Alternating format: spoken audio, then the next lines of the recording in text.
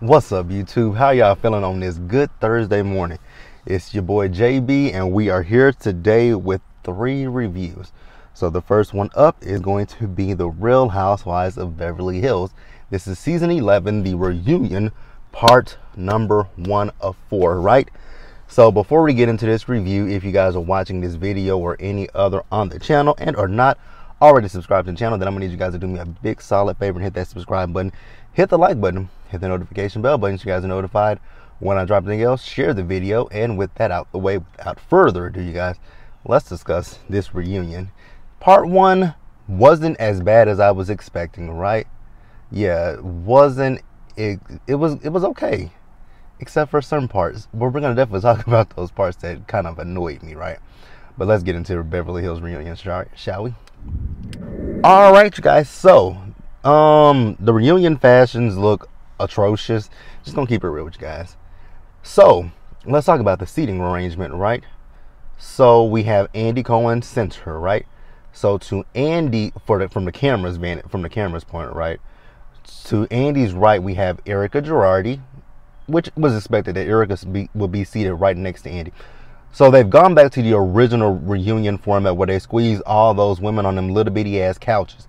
Now I will say that I like the pandemic reunion, not the virtual reunion, but the pandemic reunion where they were all on the stage and they were social distance. You guys, how many reunions have we had where they had the social distance reunion? Married to Medicine did it. Real Housewives of Atlanta, Potomac. Actually, so New York started it, then Potomac, then Atlanta, Married to Medicine. I believe Jersey did it. I know OC did it in Salt Lake City. So we had 6 cities. So we had 7 different shows that did those virtual, those type of reunions where they all had their own individual chair, and it looked nice, right? I wish we could go back to that, but we're back to these little bitty ass couches. So like I said, to the right of Andy is Erica. Then you got Rena. Then you got Dorit. And was somebody sitting next to Dorit? Crystal was sitting to the, okay, so yeah, it's Erica first, Rena. I don't know why Rena was so close to Andy.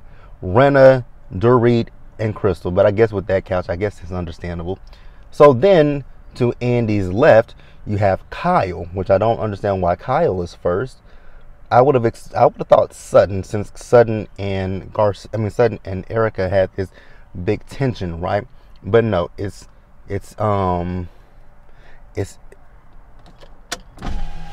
we're gonna have to let this window up because cars are coming. So it was Kyle, then it was Garcelle, and then it was Sutton, and then Kathy eventually came out later in the episode, right? So that's what we got. That's where we have our seating chart. That's our seating chart. So let's see. Andy does his hello Garcelle. Hi Andy. He said I saw you take a shot of vodka. Andy. So he talks to Erica. He asks Erica, so were you looking forward to this reunion? So how are you feeling coming into this reunion? I felt great, Andy. So you didn't feel any like, why do you ask that? He was like, well, I would think that maybe, you would have some apprehension coming to this reunion. She says, no, I don't. I was looking forward to this, and I'm ready to close this book. Erica, I don't know if you're closing a book, but okay, girlfriend, if you say so, right? So we immediately start talking about it. We talk about Erica, right? Now, here's my thing with Erica, right? I understand one thing about Erica. I understand the whole aspect of, your lawyers telling you what you can and cannot say on camera, right? I do get that. But the issue that I then have with Erica is the fact that Erica, all season long, has told these tall tales, right? That's been my issue with Erica all season. It's just been these tall tales that I just don't understand. It's one story after the next. Like, when you tell one lie, you have to come up with another lie to tack on to that first lie that you told, right? So all these stories that you told are just unbelievable. If Erica had literally just said, there are things that I can't necessarily discuss when it comes to this case, and whatever my lawyer said that I can talk about, we will discuss, but you never said any of that, right? And Erica at this point is still playing victim. I'm like, oh my God, are you serious? You've been crucified on social media and you still managed to make yourself a victim. But okay, girl. So Andy asked her, what was her thoughts when she saw the episodes playback, right? Saw what the women had to say. She said I was angry. I was disappointed. There was some sadness, but there was also some hope, some support, and love. And that is what she felt from the ladies. I'm like, oh, is that what you felt, right? But we know I think it's the next part that she's going to address what happened with Kyle, Dorit, PK, and Maurizio, right? So Andy asked her, did her lawyers tell her that she should quit the show? She says, yes, they did tell me to quit the show. He's like, well, why didn't you quit the show? She says, because I had nothing to hide. And he said, well, did you ever think about quitting the show? She says, yes, I did, but I'm not a quitter, and I don't quit. Okay, Erica, girl, if you say so. I don't think Erica should have quit, right? I think what maybe should have happened is maybe Erica should have took a pause this season, since this stuff literally, before they even started filming season 11, that's when all this stuff started hitting the media. So I would have just said, you know what? Let me take a back burner to this season, right? Let me just, get myself together. Let me let this case blow over and let me come back next season. Kind of do like what happened with Kenya on season 11 of Real Housewives of Atlanta. Take a season off. Well, I don't know if Kenya necessarily took the season off or if they involuntarily told her to take the season off, right? But either way, take the season off, come back next season, right? But hey, she went on ahead and did this season. So we're going to pause here and we're going to move forward. All right, you guys. So now I did not know this going into this reunion, that there were people who were saying that Erica should be fired from this show, right? That part I did not know. And much like I've said about the Real Housewives of Potomac with Candace, right? Candace hasn't done anything to be fired. So someone explained to me what Erica, not Tom, but what Erica has done to be fired, right? Because if we're gonna crucify Erica for the sins of her husband, why are we not then crucifying Ashley Darby for the sins of her husband? Touching production, touching the cameraman's asses and stuff like that, right? So if we gonna hold one accountable, let's hold the other accountable. But Erica literally has done nothing to be fired. Did she lie this season? Hell yeah, we know she lied, right? But Erica never did anything that I would say, oh my God, Erica needs to be fired from this show. I don't agree with what Tom is. I can't even say alleged no more, because I believe Tom did it. I can't sit here and say, and like I've said all season, I don't think that Erica knew 100% of what Tom was doing, but I don't think she was oblivious to it either, right? That's my whole thing. I don't think she was oblivious to it, but I don't necessarily think she knew everything that was going on in that relationship. Well, not in that relationship, but financially. So at one point, I know, and I don't know if I didn't take it down in my notes, but I know Andy asked, it was talking about Sutton talking to a lawyer, right? Sutton said she never talked to her lawyer. She just talked to a friend that is a lawyer and got, that person's, legal expertise, right? And then he asked the ladies who else had, talked to lawyers. So Crystal said, I talked to my lawyer, this was my first season on the show. I didn't know what was going to happen, so I asked my lawyer a question, right? And then Kyle says, well, I asked Faye's husband, so y'all all seeked out some kind of legal advice. So, and that was my thing. Did she not? Well, she didn't know about that, right? Because nobody mentioned that. But Dorit talked to Boy George, which he's not a lawyer, but okay, whatever, right? So then Andy was talking to Sutton, right? And he was asking Sutton about her mother, and he was asking the question of, what was the question he was asking? He was asking about her mother, and she says her mother is still hard on her. I didn't know her mother was a therapist or a psychologist or whatever she is. I guess because I really don't pay attention to Sutton. That could be it too. So she says that her mother told her, between she and Crystal, right, that not to take things so personally, and that they actually probably have more in common than they realize. And Chris is like, yeah, some of my friends have told me the same thing as well. So then, Sutton tells us that her business is doing great. I guess Rena was on Watch What Happens Live and shaded her business. Okay. So we also find out that Sutton recently moved into her new home. But we also found out that she almost burned down Kyle's house, which was hilarious to me. Because she's like, did I? And then they showed, Kyle had her phone. And she's like, yeah, see, look at the fireplace. I was like, well, damn, girl, you really did almost burn her shit down. So they took the house off the market so that they can, take care of that little issue. So we're going to move on. All right, you guys. So this is fucked up, though, right? Y'all know I'm not a big Sutton fan. Actually, I know I'm not a Sutton fan, period. But I can tolerate her, right? But damn, her boyfriend, Michael, well, her ex-boyfriend now, he broke up with her on Valentine's Day. Now, that's fucked up, right? Now, me personally, I don't celebrate Valentine's Day. I think it's just another day. I don't need one day out of the year to show a person that I love them, right? So after that, we talked to Garcelle, right? So we talked to Garcelle about, her feeling like the outsider of the group. And, Andy was asking, talking to her about, what happened in Delmar when she told the ladies flat out that she felt like she was an outsider. She felt like there was this big whole collective group, which it is. And we know it is. It's the collective of Kyle, Dorit, Rena, and Erica that might be dwindling now that the episodes have aired, right? So, she says that, after the dinner that Rena and Dorit came up to her, right? And they asked her how she felt.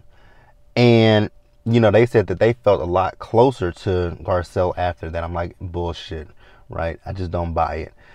And this season has, although I've told you guys plenty of times, I love Rena, right? And the reason that I love Rena is because of, her day, I've watched Rena since she was on Days of Our Lives as Billy Reed, right? But this season, even last season, I started to have a little bit of a side eye for Rena. But this season, more specifically, I have a big, huge side eye for Rena, right? Because Rena can call Rena is the queen of own it, baby, own it, own it. Like Rena wants everybody to own shit, but Rena can't own shit, right? Now, Dorit, what the fuck is passively provocative? I've never heard that a day in my life. Because she was saying that she feels like Garcelle is passively provocative. And she said that shit twice, right? So then she says that she feels like when it comes to Garcelle, that Garcelle says and does things to be relevant or to be basically remembered. I'm like, what? Garcelle is trying to be relevant? Garcelle Beauvais. Garcelle Beauvais. Garcelle Beauvais, a.k.a. Fancy from the Jamie Foxx show. But she's trying to Fancy from the Jamie Foxx show. I will say once again, Fancy from the Jamie Foxx show. Like, most people, like, that look like me, know her as Fancy. We know her. But she's trying to be relevant. She's trying to be relevant, says the woman, when I'm not even going to read.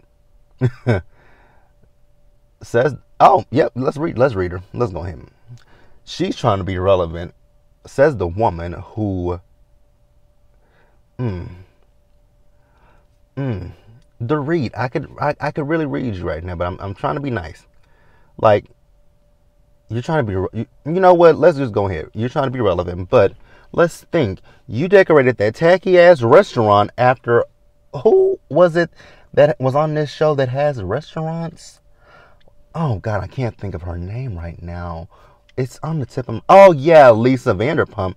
What else have you done? Beverly Beach, it wouldn't that with you creating a swimwear line, wouldn't that be trying to be relevant?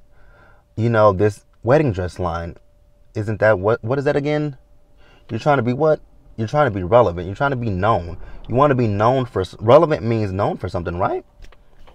Garcelle's already known love, so I don't know what Garcelle is trying to do. Garcelle didn't need this show.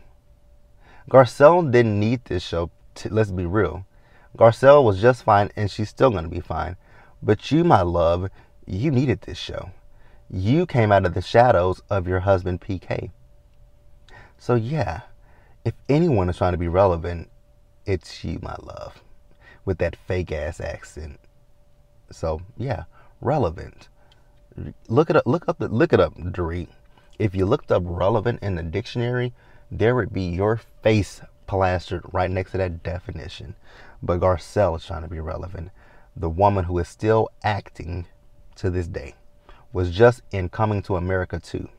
Might not have had a big role, but she got the acting credit, baby. So what have you done, Dorit? I'll wait. I'll gladly wait, Dorit. So they then talk about the fact that when they were in Delmar, you guys, well, no, they were at Rena's party when Dorit called Garcelle a bully. And Dorit was like, yes, Garcelle, I realized that was a terrible choice of words. Then why did you say it?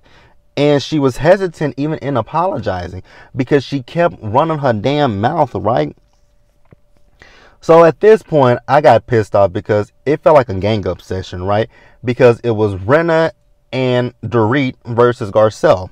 And Garcelle was like, Rena, girl, pipe down. We'll get to you in just a minute. I love when she said that. Pipe down, Rena. We'll get to you in just a minute, baby. So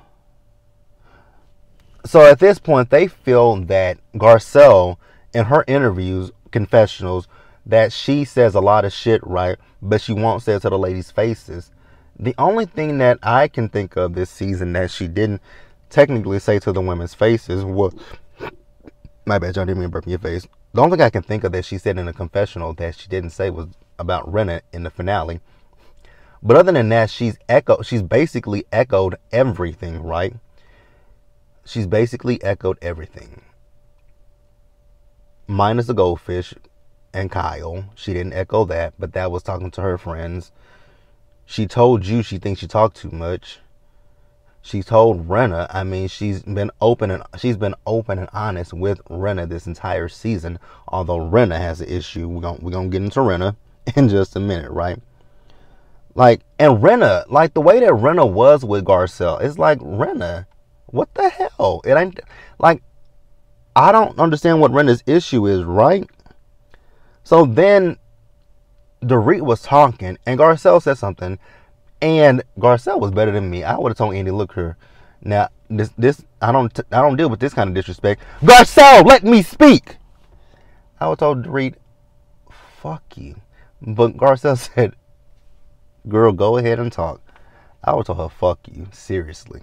But hey, it is what it is. So let's move on. Alright, guys, next up, let's talk about Rena and Garcelle, right? So Andy asked, Garcelle and Rena about their friendship, right? And he's asking Garcelle, does she feel that, Rena really tried to mend their friendship, right?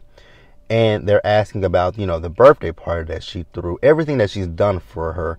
Did she think that it was like a chess move, or did she think it was genuine? Garcelle says, I don't really know.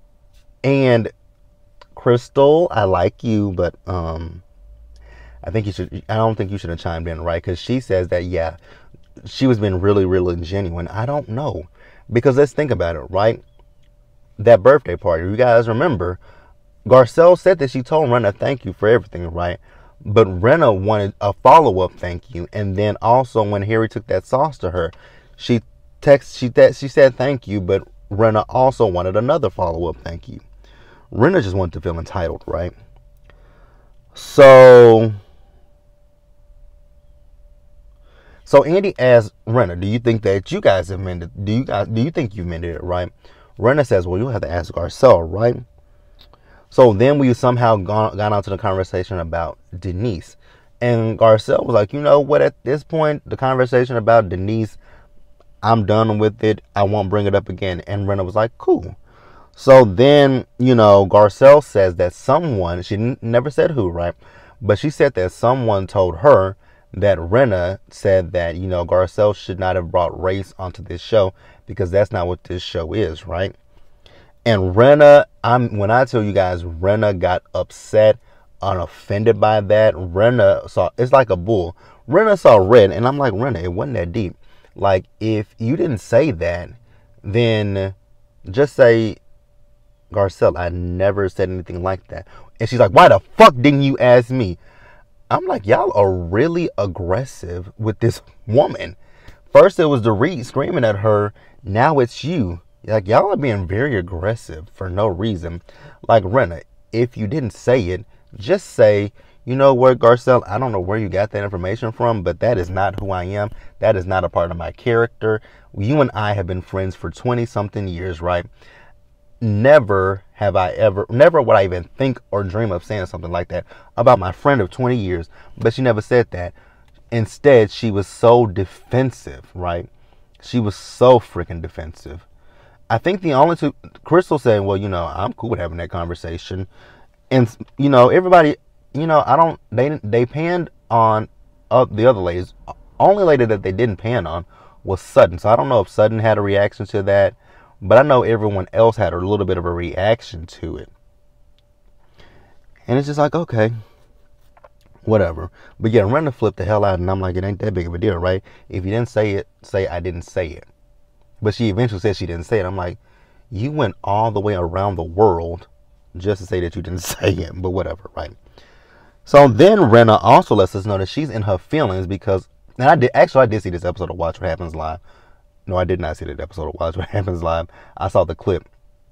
Actually, I think I did see that episode of Watch What Happens Live because, here lately, with Watch What Happens Live, what they'll do is, like with the Real Housewives of New York, Beverly Hills, and Potomac more specifically, when the episodes go off, Watch What Happens Live still runs in that time, not in that time slot, right? So Watch What Happens Live, like Real Housewives of Potomac, it comes on at 7 o'clock, right? And after Potomac goes off, that's when Watch What Happens Live comes on, right? Well, it never shows Watch What Happens Live on the guide. It just literally still shows Potomac. Like it's an hour and 30 minutes. I'm like, oh, y'all really trying to get the ratings, huh? But how would that work, though? But whatever, I did see that, right? And on Watch What Happens Live, she was on there, I believe she was on there with Nema, from Shahs of Sunset. I believe she was with Nema. I believe she was on there with Nema. But she was on there with somebody, right? And she was like, she thinks that Denise wants to come back to the show, right?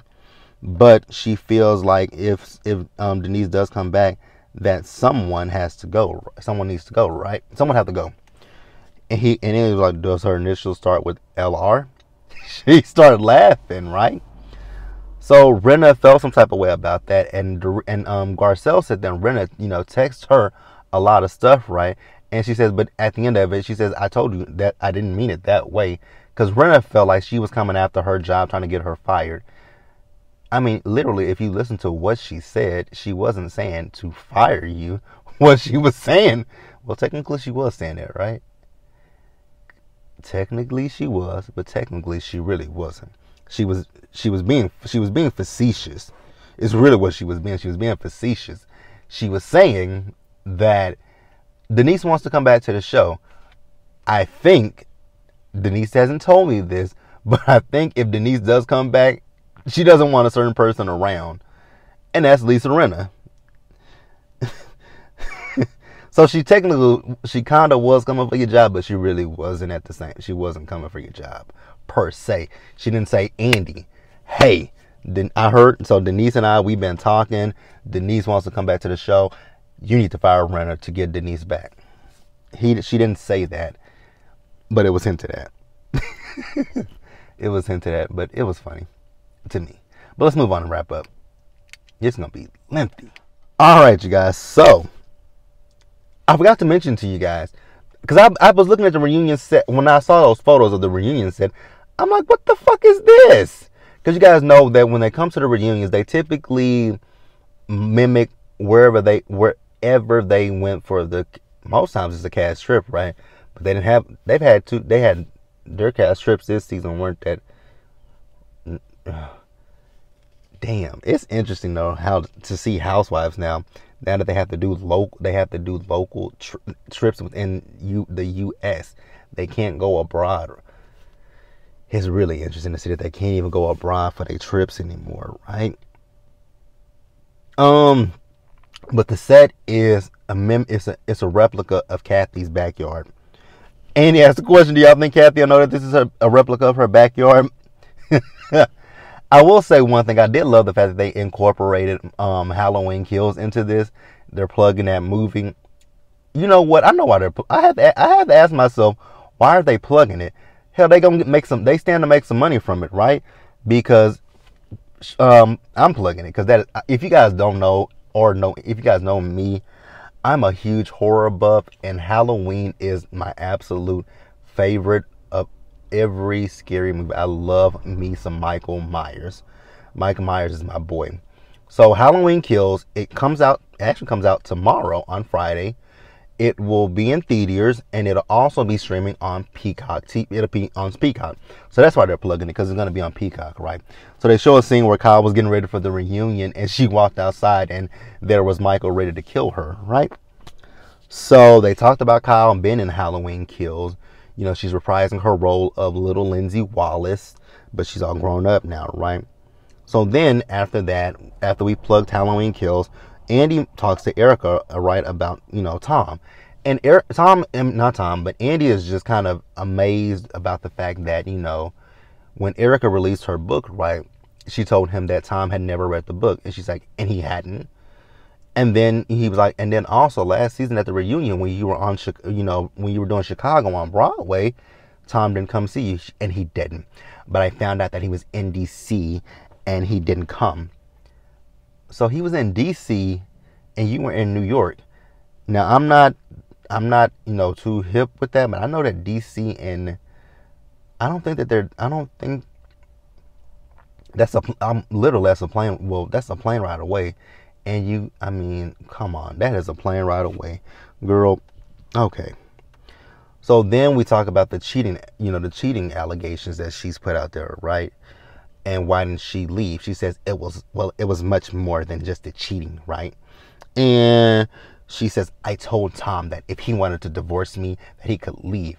And then it says, well, what did he say? He said nothing. Okay, Erica.